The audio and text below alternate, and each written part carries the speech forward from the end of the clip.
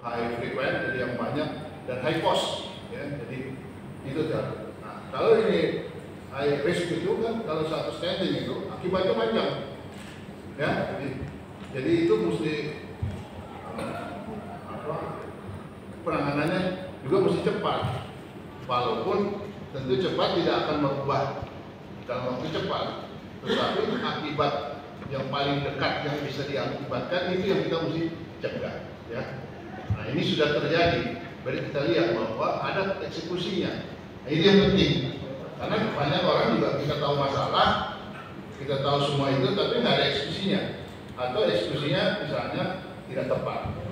Nah, dengan hasil yang kita bisa tunjuk bahwa dari pidato itu ada perubahan, persoalan dia ada apa signifikan atau tidak itu soal kedua, tapi bahwa ada tren, itu yang paling penting. Kalau jadi kita kan bukan juga mengacu pada hasil, seperti tadi saya bilang, memang Pak Presiden ini bilang tadi ada standar WHO, tapi kita juga mesti bermain seperti Pak Melki tadi bilang, menurut aturan kita gitu. Kita punya standar, kita punya. Jadi jadi pengukuran.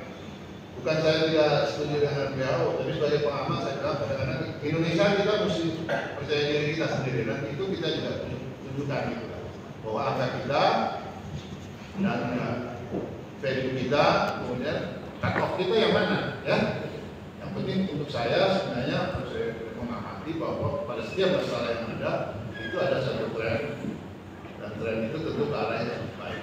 Bahwa tidak memenuhi standar ya bisa aja, karena standar itu kan tergantung siapa yang bikin, tergantung latar belakang mereka. Ya, bukan berarti kita tidak ikut standar ya secara internasional, tapi kita bisa mempertanggungjawabkan posisi kita, ya. Dan dia kan yang nggak tahu berapa banyak penduduk. WHO itu kan dia survei juga dari negara-negara macam-macam negara, gitu ya. Jadi itu baik, itu kita juga mesti punya satu benchmark, tapi we must believe in ourselves, gitu ya. Itu yang paling penting. Jadi kalau bicara tentang stunting itu, saya kira ke depan tadi kita sudah lihat ada tren. Nah, bagaimana ke depannya? Memang masalah seperti ini saya akan tetap sedikit, ya. Kan sebenarnya yang kita mau sebenarnya jangan terjadi stunting. Jadi stunting itu jangan terjadi, itu yang paling penting. Jadi kembali lagi tadi saya dengar dan saya baca bahwa ke arah promotif prevention itu sudah menjadi patokan, ya.